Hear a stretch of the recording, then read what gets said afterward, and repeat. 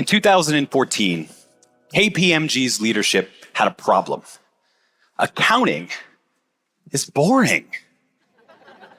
Apologies to any accountants in the room, but that really was the issue.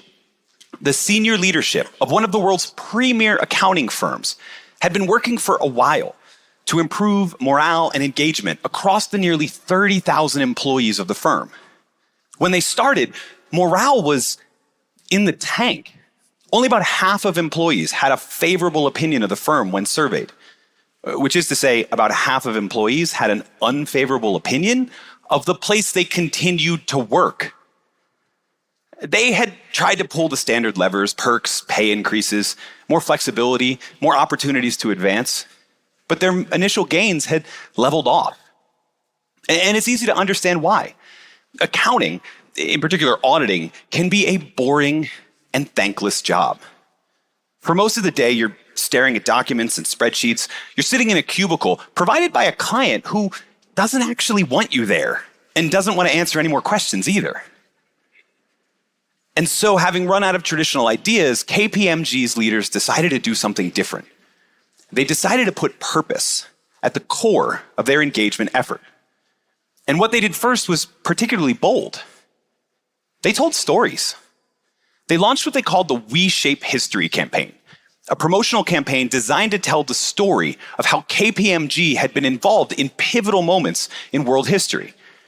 So they told the story of President Roosevelt's Lend-Lease Act, which sent billions of dollars in aid to the Allies during World War II, and how he tapped KPMG to manage logistics. They told the story of how KPMG accountants resolved conflicting financial claims, which laid the groundwork for the release of 52 US hostages in Iran in 1981. They told the story of how KPMG certified the election of Nelson Mandela in South Africa in 1994. They told stories about how KPMG's work served a higher purpose. And they hung posters everywhere to remind everyone of those stories. It was bold, and it worked. Sort of. It moved the needle a little bit. What they did next was brilliant. To understand why their next move was so brilliant, though, we need to talk about purpose. See, most of us think of an organization's purpose or mission as a bold and lofty ambition, like helping win a world war or certify a historic election. And most leaders think that to convey a purpose that truly inspires, they need a compelling answer to the question, why? As in, why do we do what we do? And this is where it gets weird, because then most leaders look to their mission statement. And even though mission is different than purpose, but that's a totally different talk. They look at their mission statement, they work to rewrite it, to make it more compelling. They go through rounds and rounds of editing and focus group testing, and when their heavily workshopped, perfectly worded statement is complete, they send it out to employees in emails that get deleted. They print it on posters that get ignored. They put it on a page on the company website that no one visits. Because it turns out most people are less inspired by a compelling answer to why, and more motivated by a clear answer to the question, who? As in, who is served by the work that we do? I mean, think about yourself. If I asked you to think of a time when you felt highly engaged and inspired at work, you probably wouldn't mention the time your boss recited the company mission statement verbatim. Instead, you'd probably think of the last time you got a thank you from a client or a coworker, the last time you felt your work was important to someone else. To explain this further, let's switch cubicles. Let's move from the cubicles of auditors at an accounting firm to the cubicles of student workers at a university donation call center. You thought accounting was boring. And maybe you got called by one of these student workers in one of these call centers. They call in the evenings. They always have a perfectly worded script. It always ends in a request for a donation. So you end up having to say, no, I don't want to donate $1,000 to the new stadium. No, I don't want to donate $500 to the new student union. No, I don't want to donate $20.05 to commemorate my graduation year. It's like some collegiate version of green eggs and ham. No, I don't want to donate in a box or with a fox. No, I don't want to donate in a house with a mouse. Kid, I don't want to donate here or there. Kid, I'm just trying to pay off my student loans. And then you can call me back about donating. Think about the person on the other end of that line. They're sitting in a windowless room. They're constantly dialing people, destined to hang up on them, yell at them, or worse. It's got to be boring. It's got to be thankless. It's got to be draining. And you can see it in the numbers. Annual turnover in these types of call center jobs exceeds 400%. You do the math on that. That means that in any given year, the entire staff quits every 3 months. In fact, when Adam Grant and a team of researchers were looking for ways to improve morale at a call center at their university, one of the first things they noticed was a sign in one student's cubicle. It read, "Doing a good job here is like wetting your pants in a dark suit."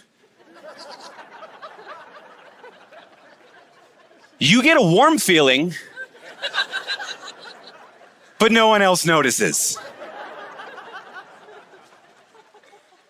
The researchers wanted them to feel noticed, obviously not for wetting themselves. They wondered if they could get the student workers to notice the difference they were making, and if that would have a positive effect on them. So they took the break time that these workers received and they used it to run an experiment. Some of the workers during one of the breaks got to meet with a student who had received scholarship funds raised by that call center. And they got to hear how receiving those funds had made a positive impact on them. They got to meet their answer to the question, who is served by the work that we do? And when the researchers followed up a month later, that little meeting had a big impact on the workers. The workers who got to meet someone who directly benefited from the work they were doing, they worked twice as hard.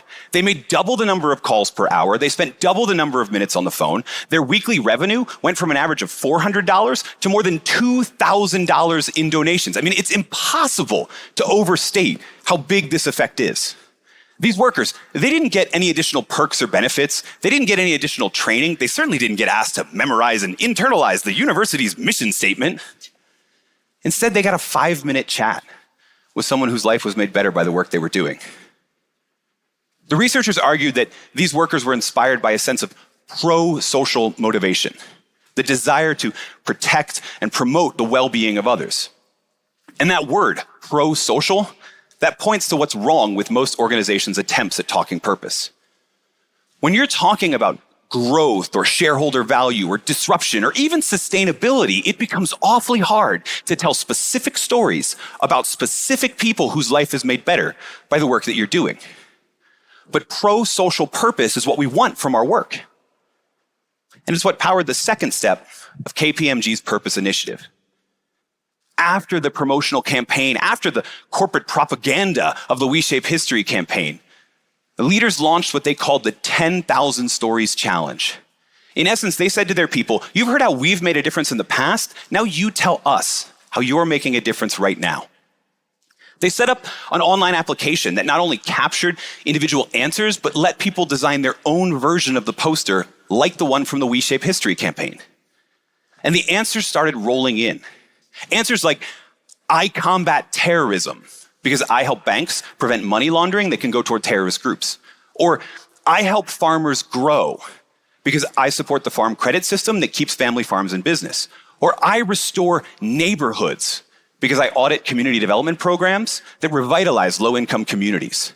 They wanted 10,000 stories. They got 42,000 stories. And in time, they also got massive increases in morale and engagement across the whole company. But it's important to emphasize why they got such a profound response. They got 42,000 stories because they stopped talking about purpose as a collective why and started talking about it as an individual who. They didn't give every employee a uniform answer to the question, why do we do what we do? They helped each employee find a specific answer to the question, who is served by the work that we do? And just like in the call center research, that switch made all the difference in the world. So what does this mean for you? Well, if you're in a leadership role, it means part of your job is to become chief storytelling officer, always ready to tell the story of the client or coworker or community member whose life is made better by the work your team does. And if you're not in a leadership role, you can still motivate yourself and other people by capturing every instance that you come across. Every time you hear about someone who's served by the work that you're doing, every thank you that you get, capture it, save it for when you or anyone else needs a powerful story about how the work that we're doing matters. Because in the end, that's what we all want from our work, isn't it? People want to do work that matters. And they want to work for leaders who tell them they matter.